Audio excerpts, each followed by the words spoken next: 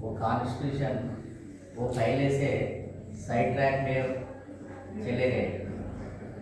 वो इंडिया में वो आज़ाद के पहले ब्रिटिश गवर्नमेंट में वो डेमोक्रेसी शुरू करने में, डेमोक्रेसी इंट्रोड्यूस करने में कोई कुछ स्टेप्स ले लिया है।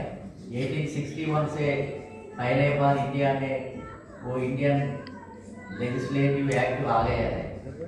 वो बाद में 1892 में और थोड़ा डेमोक्रेसी में इन्वॉल्व करने में कोशिश करेंगे।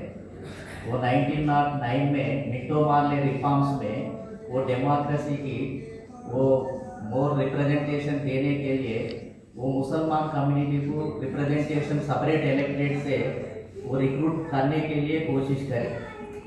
ऐसा दिए वो एम्प्लॉयमेंट में, वो पॉलिटिकल सिस्टम में और एजुकेशन में रिक्रूटमेंट देने के लिए, डेमोक्रेसी की मजबूत करने के लिए कोशिश करें। बाद में 1919 में मॉन्टेग चेम्सफोर्ड रिफॉर्म्स में वो सिक्खू कम्युनिटी को भी रिप्रेजेंटेशन पॉलिटिकल फील्ड में और एजुकेशन सिस्टम में देने के लिए कोशिश करें। मॉन्टेग चेम्सफोर्ड रिफॉर्म्स 1919 में आ गए हैं। वो रिफॉर्म्स में सिख लोगों को, क्रिश्चियन लोगों को, नॉन ब्राह्मण लोगों को, मद्रास में नॉन ब्राह्मण लोगों, वो शूद्र अपर कास्ट लोग वो रिवोल्ट करें, वो ब्राह्मण के डोमिनेशन के खिलाफ रिवोल्ट करें। इसलिए ब्रिटिश गवर्नमेंट में वो डेमोक्रेसी और मजबूत करने के लिए और दूसरा कम्युनिटी की रिप्रेजेंटेशन देने के लिए वो रिक्रूटमेंट ले लिया है। बाद में 1932 में बाबा साहेब अम्बेडकर भी अनटचबल लोगों को भी पॉलिटिकल रिप्रेजेंटेशन नहीं है, एजुकेशनल एम्प्लॉयमेंट में रजिस्ट्रेशन नहीं है बोल के वो राउंड टेबल कॉन्फ्रेंस में वो सवाल उठा। वो ब्रिटिश वाले अनटचबल लोगों को कम्युनल अवार्ड दे दिया है और डेमोक्रेसी मजबूत करने के लिए और मोस्ट कम्युनिटी को, ज़्यादा कम्युनिटी लोगों को डेमोक्रेसी में इन्वॉल्व करने के लिए कोशिश करें। बाद में 1935 एक्ट में वुमेन्स को भी वो पॉलिटिकल रिजर्वेशन देने के लिए, एम्प्लॉयमेंट में रिप्रेजेंटेशन देने के लिए कोशिश करके एक एक्ट लाया है। ऐसा वुमेन्स को भी रिप्रेजेंटेशन देने के लिए, वो डेमोक्रेसी की वो मजबूत करने के लिए वो कोशिश करें। मगर 1950 कॉन्स्टिट्यूशन में ऐसा आज़ाद आने के बाद, इंडिपेंडेंस आने के बाद वो नया कॉन्स्टिट्यूशन में वो सिख लोगों का रिप्रेजेंटेशन निकाल दिया, मुसलमान को रिप्रेजेंटेशन पॉलिटिकल फील्ड में निकाल दिया, वुमेन्स को भी पॉलिटिकल रिप्रेजेंटेशन निकाल दिया, सिख लोगों को नॉन ब्राह्मण्स बोले तो ओबीसी कम्युनिटी है उसमें, वो लोगों को भी रिप्रेजेंटेशन निकाल दिया। बाबा साहेब अम्बेडकर है कॉन्स्टिट्यूशन असेंबली में, इसलिए एससी एसटी लोगों को बिना पूरा लोगों को निकाल दिया। क्या हो गया अभी? पहले तो आजाद के पहले तो वो बहुजन रिप्रेजेंटेशन जैसे है 1935 एक्ट में पूरा ज्यादा लोगों को रिप्रेजेंटेशन, पॉलिटिकल रिप्रेजेंटेशन है। वो ब्रिटिश लोग तो कोशिश करें और ज्यादा, ये भारत देश में यूनियन ऑफ कैस्ट है, भारत देश बोले तो यूनियन ऑफ कैस्ट है, 6000 कैस्ट है, सिख कम्युन है, सिख रूप में कम्युन जैसे है, क्रिश्चियन कम्युन है, जाट कम्युन है, महर कम्युनिटी है, वो चमार कम्युनिटी है। ऐसा वो तो पूरा कम्युनिटी है, कम्युन है, लोकल कम्युनिटीज है। वो लोकल कम्युनिटीज को रिप्रेजेंटेशन दिए तो ये तो डेमोक्रेसी रहता, डेमोक्रेसी बोलता है ऐसा। रिप्रेजेंटेशन दिए तो कम्युन वाइज देना है, कास्ट वाइज देना है, ये तो असली रिप्रेजेंटेशन रहेगा बोल के वो लोग शुरू करें। मगर बाद में नया कॉन्स्टिट्यूशन में पूरा लोगों को निकाल दिया, वो बहुजन डेमोक्रेसी को लिमिटेड डेमोक्रेसी बना दिया, ब्राह्मण डेमोक्रेसी बना दिया, क्रीमीलेयर कास्ट को वो डेमोक्रेसी उनके हाथ में आ गया, कॉन्स्टिट्यूशन उनके हाथ में आ गया। बोले तो ओपन कंपटीशन में ओबीसी लोग नहीं जीत रहे, ओपन कंपटीशन में महिला लोग, वुमेन्स लोग नहीं जीतने को मौका नहीं है, शक्ति नहीं है। ओपन कंपटीशन में क्रिश्चियन लोग जीतने को नहीं है, ओबीसी लोग तो वो 3500 कैस्ट है, ज्यादा कम्युनिटी है, एक कैस्ट, एक कॉन्स्टिट्यूंसी, एक स्टेट्स में 40 लाख 30 लाख वोटर्स है, मगर रिप्रेजेंटेशन नहीं है। वो असेंबली, ये पार्लियामेंट में, स्टेट्स में रिप्रेजेंटेशन नहीं है, असेंबली में रिप्रेजेंटेशन नहीं है। वो सिख लोग तो वो पावरफुल कम्युनिटी है, एग्रीकल्चर है, वो लोग तो जीत के आ रहा है, एक ही जगह पे कॉन्सेंट्रेशन है, वो लोग जीत के आ रहा, थोड़ा तो थोड़ा रिप्रेजेंटेशन मिल रहा, मगर क्रिश्चियन लोगों को, वो नॉन ब्राह्मण लोगों को और वुमेन्स को वो हिस्सा नहीं मिल रहा। इसलिए वो नया कॉन्स्टिट्यूशन आने के बाद लिमिटेड डेमोक्रेसी बन गए, लिमिटेड और वेरी लिमिटेड रिप्रेजेंटेशन है। इसलिए ये सिचुएशन है, बाबा साहेब अम्बेडकर भी कोशिश करे सेपरेट इलेक्टोरेट आए तो और रियल रिप्रेजेंटेशन आता बोल के स्टेट सोशलिज्म इन्वॉल्व करने के लिए कोशिश करे, मौका नहीं दिए। लैंड रिफॉर्म्स के लिए एक कॉन्स्टिट्यूशन में लागू करने के लिए कोशिश करे, वो मौका नहीं दिए। कांग्रेस गवर्नमेंट, कांग्रेस मेंबर्स तो ज्यादा लोग हैं, उनके खिलाफ बात करे, शुरू करे, मगर कांग्रेस मेंबर्स तो रोकने के लिए कोशिश करे।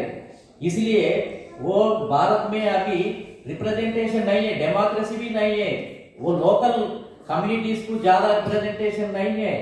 अभी 6000 में सेंट्रल में कितना कास्ट रूलिंग कर रहे, कितना कास्ट को रिप्रेजेंटेशन है सेंट्रल में, 120 कास्ट को रिप्रेजेंटेशन है, 120 कास्ट को सेंट्रल में रिप्रेजेंटेशन है। स्टेट में शूद्र अपर कम्युनिटी रिप्रेजेंटेशन ले रहा है। हमारा तेलंगाना आंध्रा में खम्मा, रेड्डी, वेलमा शूद्र अपर कास्ट है, लैंड कम्युनिटी है। पूरा वो चीफ मिनिस्टर्स एमएलए पूरा वही कम्युनिटी का है। पिछले वर्गों को नहीं मिल रहा, महिला लोगों को नहीं मिल रहा, पूरा स्टेट्स तो शूद्र अपर कास्ट का है। सेंट्रल में 120, 150 कास्ट तक रिप्रेजेंटेशन है। बाकी का 6000 कास्ट में बाकी का कास्ट को रिप्रेजेंटेशन नहीं है।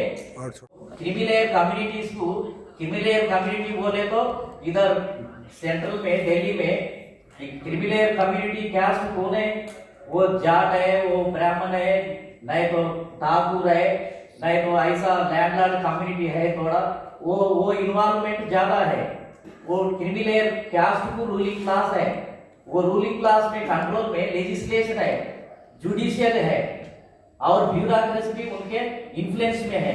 ब्यूरोक्रेसी में भी वो लोगों का वो अधिकारी है, वो लेजिस्लेशन में वो लोगों का अधिकारी है, वो लोगों का रिप्रेजेंटेटिव है। जुडिशियल में कोलिजियम सिस्टम है, कोलिजियम सिस्टम वो डेमोक्रेसी तरह नहीं है, वो सुपर पावर है, कोलिजियम सिस्टम को सुपर पावर है। कॉन्स्टिट्यूशन में बहुत आर्टिकल्स है, ओबीसी लोगों को खाली 3 आर्टिकल है। आर्टिकल 15 क्लास 4 वो स्वातंत्र आजाद आने के बाद 1951 फर्स्ट अमेंडमेंट में वो लागू कर दिया वो ओबीसी लोगों को, यही एक आर्टिकल है। पहले तो 340 पहले कॉन्स्टिट्यूशन में बाबा साहेब अम्बेडकर वो उसमें लिखा लिया, वो कौन है ओबीसी लोग, वो इंक्वायर करने के लिए 340 आर्टिकल उसमें रख दिया। अभी बाद में लोकल बॉडी इलेक्शंस में रिजर्वेशंस देने के लिए, ओबीसी लोगों को देने के लिए 73-74 अमेंडमेंट लाए, कॉन्स्टिट्यूशन अमेंडमेंट लाए। वो अमेंडमेंट लाने के बाद लोकल बॉडी में ओबीसी लोगों को रिप्रेजेंटेशन रिजर्वेशंस देने के लिए मौका मिले, मगर क्या हो रहे, सुप्रीम कोर्ट स्टे दे रहे, 50% सीलिंग आ गए। कॉन्स्टिट्यूशन में किधर भी 50% के ऊपर नहीं देना बोल के नहीं है, वो Supreme Court High Court judgment ceiling रख रहा है। इसलिए वो 73-74 अमेंडमेंट से 243D 243D वो आर्टिकल्स है, मगर ये सीलिंग से वो इम्प्लीमेंटेशन नहीं हो रहा। आर्टिकल 15 क्लास 4 में socially and educationally backward class को रिजर्वेशन देना है बोल के एक आर्टिकल है, मगर वो 50% सीलिंग से वो देने को तैयार नहीं है।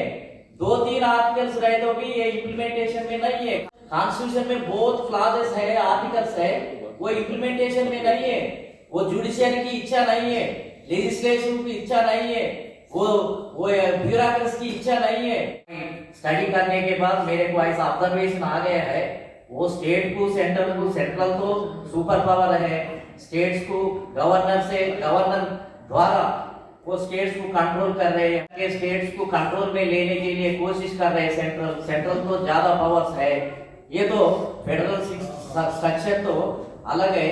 बाबा साहेब अम्बेडकर में क्या बोले, कॉन्स्टिट्यूशन में बहुत डेमोक्रेटिक रहता, कॉन्स्टिट्यूशन तो बहुत डेमोक्रेटिक रहता, मगर रूलिंग क्लास डेमोक्रेटिक नहीं रहे तो वो कैसा डेमोक्रेटिक कॉन्स्टिट्यूशन इंप्लीमेंट हो जाता। वो रूलिंग क्लास तो रिजिड है, रिएक्शनरी फोर्सेस है, वो उनको बहुजन को अधिकार देने के लिए, पावर देने के लिए रूलिंग क्लास को इच्छा नहीं है, वो क्रिमिनल कैस्ट है, वो इच्छा नहीं है तो वो डेमोक्रेटिक कॉन्स्टिट्यूशन को कैसा इंप्लीमेंटेशन होता। ये चल रहे भारत देश में, ये हमारा ऑब्जर्वेशन यही है। उसमें चर्चा के लिए मैं मेरा ऑब्जर्वेशन आपके पास रखिए, इतना मौका दिए जीवन सिंह जी। जीवन सिंह बहुत डायनेमिक लीडर है, वो 3 बार देश पर यात्रा करे, हमारा पास भी तेलंगाना आंध्र प्रदेश आए तो भी हम इनवाइट करके उनके साथ पूरा हर एक कॉन्स्टिट्यूंसी में जिला में उनके साथ मैं भी वो प्रचार में वो इन्वॉल्वमेंट हो गए। वो तमिलनाडु भी गए, हम केरला भी गए, उनके साथ अच्छा मूवमेंट कर रहे। वो बाबा साहेब अम्बेडकर मिशन को नया तरीका से लेने का कोशिश करना है। कांशीराम मिशन भी अभी डाइवर्शन हो गया है, वो मायावती डाइवर्स कर दिया। अभी बाबा साहेब अम्बेडकर कांशीराम साहब का डायनामिक थीरी है, वो थीरी को इंटरप्रिटेशन करने के लिए वो पब्लिक को अच्छा वो थीरी इंटरप्रिटेशन करने के लिए कोशिश करना है, यही हमारा इच्छा है। इतना समय दिए तो बहुत बहुत धन्यवाद दे रहे हैं।